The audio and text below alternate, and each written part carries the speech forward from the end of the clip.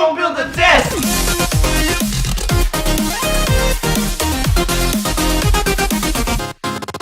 Alright, cool. So we're starting off with the desk frame. This is the upper part that attaches to the actual work surface. So what I'm gonna do is set the width of this because this is the part that connects to the top of the desk.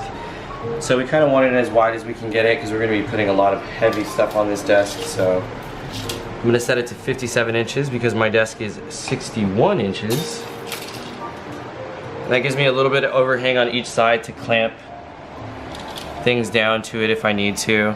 So I get a good general idea of where center is for these to disperse the load a little bit better. I'll go ahead and just give them a quick mark. Alright, cool. So just give these guys a quick mark. Wink. Zoink. This side can be static, so you can go ahead and tighten it all the way down. Close to our blue lines.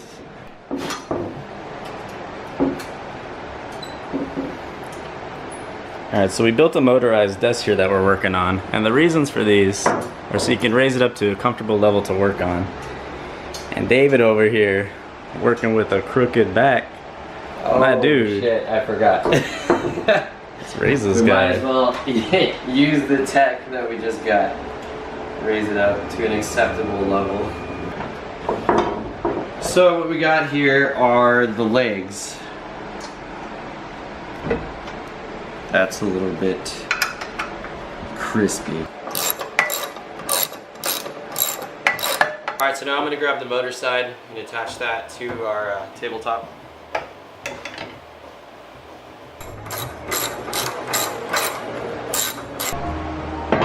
Doodads here, which will add our supports for the desk itself, for the countertop or top, whatever you want to call it. Tabletop. Tabletop.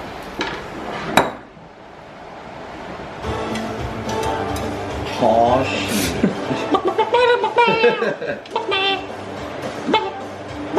Can we just stop and play Mario Kart for a moment? Is the level on it? Is it an F-Zero level on Mario Kart? It's one of the better levels in my opinion. It's fast. Ooh. It's taking forever. I really don't want to spill it all over you. That shit is empty. It mostly is.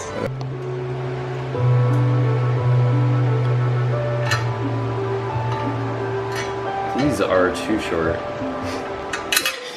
Gonna want to use the right I think we need screws. to swap these out. Probably. Also, we're gonna note here that the feet are all height adjustable. While we're making mistakes here, we're gonna go ahead and point that out. Those are cool. All right, what are we doing next? We've got the legs on, we got the feet on. They're fully compressed. Yes. Ooh, we need to make sure of that, heavy boy. So now what we're gonna do is flip the stand over and attach the linkage from the motor side to the mechanical side. That's the pain in the butt thing that plugs in right there. It's like a little drive shaft. Yeah. We're gonna have a lot of fun adjusting that. That's half the fun. Right. Trying to improv. Trying to come up with some slick right off the top. So this linkage was kind of the confusing part when I first put it together. Or this desk that's behind us. So I'm gonna try to walk you through that as best as I can. So first things first is I took off the tail end and it has this little grommet on the inside. So I'll just slip these over the motor side. Push that in a little bit further. And it's got a C-clip back here. If it was sticking out like my unit was, you can just go ahead and push that back in and it will stop exactly where it needs to. Okay, so I'll do the same thing on this side. Stick that out a whole bunch. Woo! Then I'll go ahead and slide this collet. It's a collet. We'll slide the collet back on. And just go ahead and leave that loose. Oh, we gotta feed this from the bottom side. So go ahead and get that in that bearing. And then this doesn't have a C-clip the same way on this side. So you kind of just stop it, give it a little bit of extra on the end. And then we'll go ahead and grab the shaft itself and connect it to the other side where the motor is. So the manufacturer suggests leaving about a 15mm gap in between the frame right here and the nut. This is 0.2 inches according to the instructions for you Americans. I don't know if my spec was on point with 0.2, but I'm just leaving it there. Listen to them, 0.2. Doesn't matter, just make sure this nut doesn't hit the frame. So I'm holding the drive shaft while I go ahead and tighten the nut to make sure I don't put any weird forces on it, because it's a pretty long, flimsy shaft. And of course we're using our premium Craftsman tools here. Thank you, Craftsman. Oh, thank you. Wonderful. That's nice and snug. We're pretty much ready to go ahead and test it. And if everything works according to plan, we'll go ahead and put the top on. So for the electronics in the box, we have the power supply unit, we have the controller, and just the cable for the power supply. So hooking this up is very simple. Power side.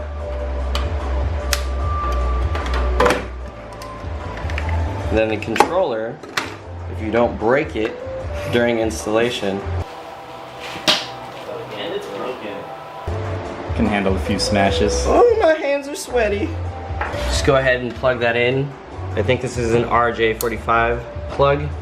The motor side just plugs into the other port.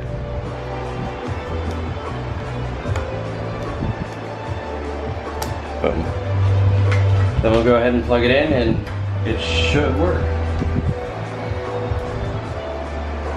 Or you might have to take a hammer to it.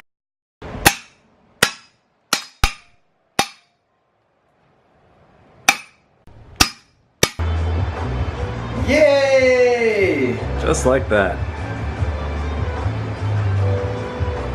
Go through the full range, see if it makes any funky noises. It's definitely a lot quieter before you put the top on. So you can hear the motor straining some, but it's plenty powerful.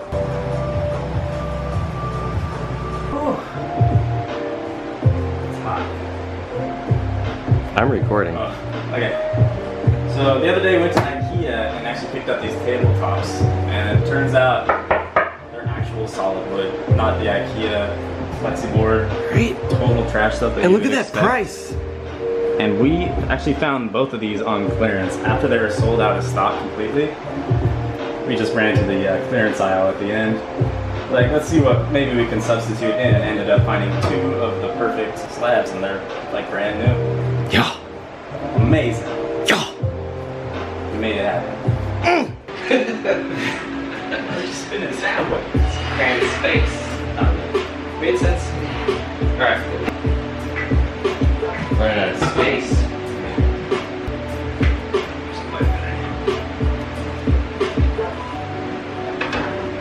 Since we already built one of these, I know exactly where I want to place this base onto the actual top.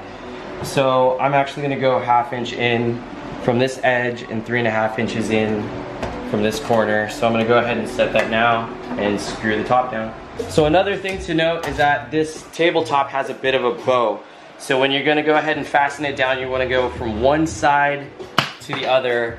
Don't go from outside to outside and then to the middle, because if you go in this direction, you can possibly work the bow out with the angle iron, the strength of the actual metal here. So that's what we're gonna do. David thinks we're done. We're not. These are easy to miss. Oh snap! These 2 middle ones. that are the same screws that you'll use to put in here along the sides. And you want to kind of flex the little drive shaft out of the way for your buddy. Screws it in. Same for this side.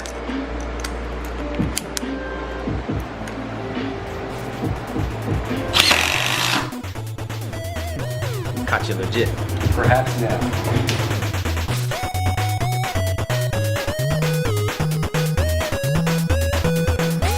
So from the ground, looks like the top of its lowest height is about 29 inches.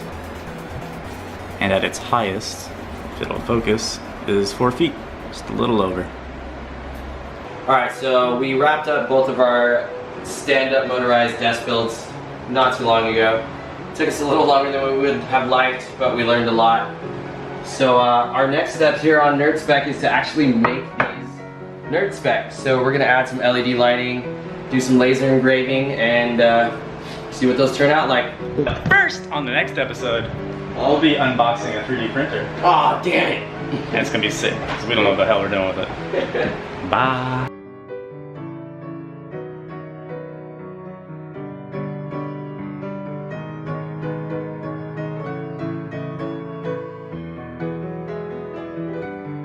Heads up, this camera apparently just turns off sometimes.